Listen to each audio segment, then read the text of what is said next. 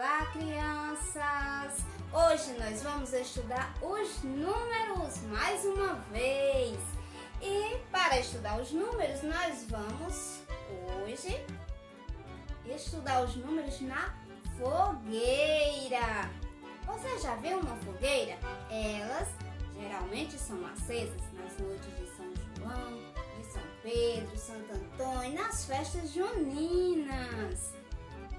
Estamos em um período que é melhor nós não acendermos a fogueira e nem reunirmos ninguém em casa por conta dessa pandemia do coronavírus, não é isso?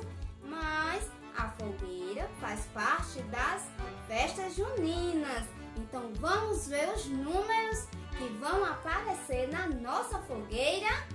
Para isso eu vou contar com a ajuda de uma lanterna, que pode ser a lanterna do celular. Vamos lá ver que número vai aparecer.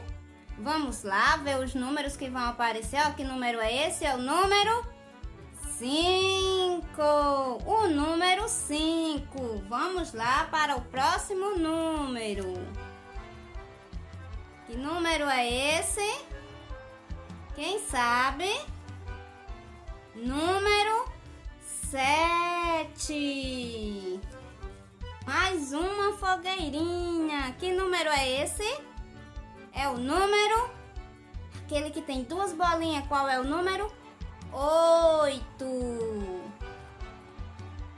E esse, que é composto por dois números, o 1 e o 0, é o número 10.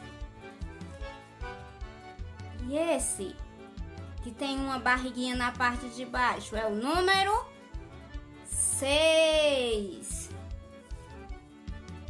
E esse, que a barriguinha é na parte de cima, é o número 9.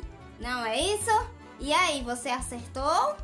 Então, agora que nós já vimos os números que estão nas nossas fogueirinhas, eu quero que você vá lá e faça a sua atividade. Vamos lá?